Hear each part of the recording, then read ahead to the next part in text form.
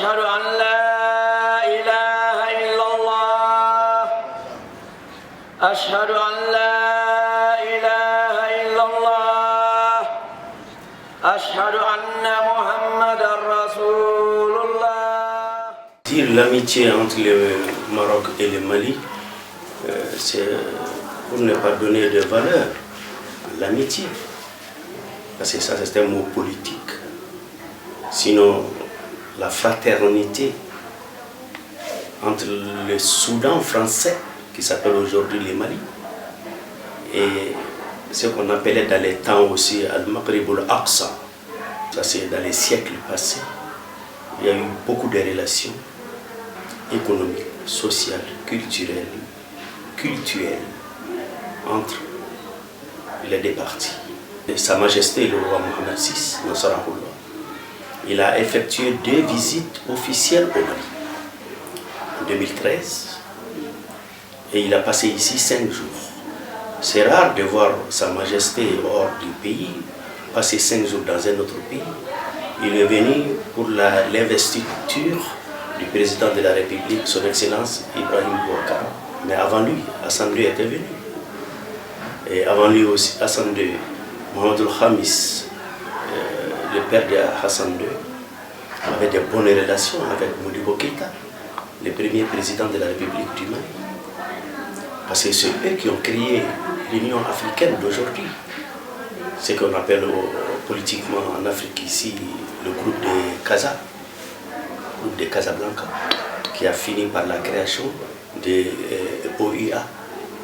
Et OUA a pris le nom d'aujourd'hui de l'Union africaine. Vous voyez que le Maroc était à la base de la création de l'Union africaine.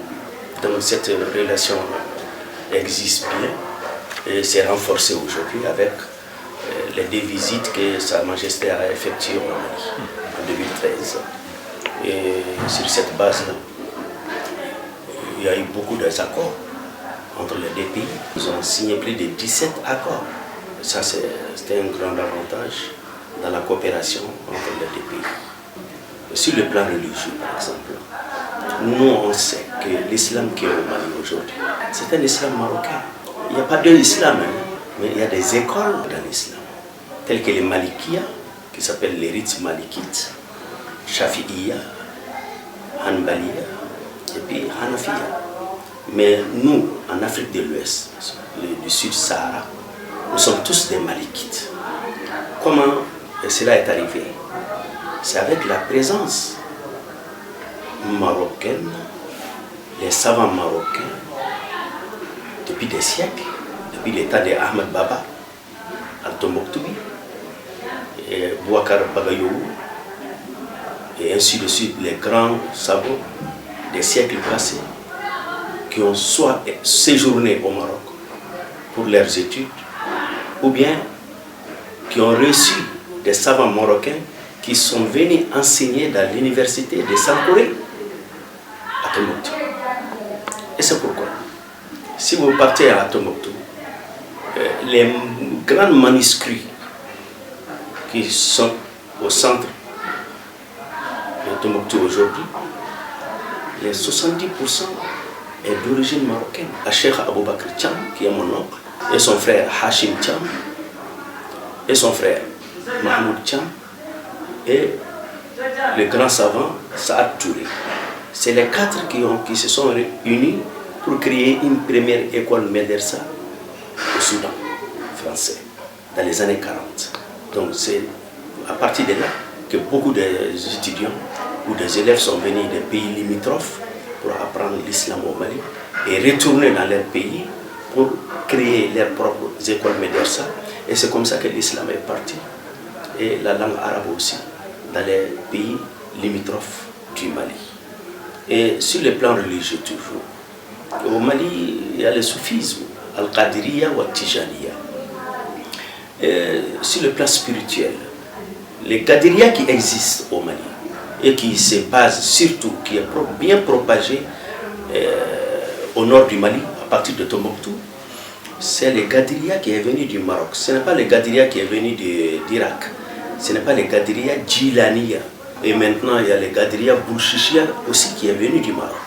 Mais quand à la confrérie Tijaniya, radiallahu ta'ala, qui est pour nous Fès à cause de Cheikh Ahmad Tijani, Aboul Abbas Ahmad Tijani, qui est couché à Fès, qui est notre maître et que je représente ici au Mali, dans notre association CONFENAT, Conseil fédéral national des adeptes de Tijaniya du Mali, qui représente aujourd'hui 62% des musulmans du Mali. Donc 62% des musulmans du Mali sont des Tijaniya.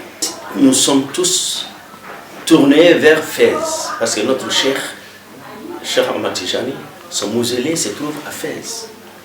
Donc vous voyez les liens déjà spirituels entre les Maliens et le Maroc. Quand le roi, Sa Majesté, est venu au Mali en 2013, il a signé un accord avec le gouvernement malien pour envoyer 500 imams pour la formation à l'Institut Mohamed VI, pour la formation des Al-Mourchidines ou Al-Mourchidat, c'est-à-dire les guides, les imams, les guides religieux et religieuses.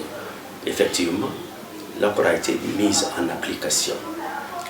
Actuellement, 300 élèves, étudiants, imams ont fini leur formation au Maroc. Sa Majesté doit être félicitée et remerciée par tous les Maliens pour cet acte.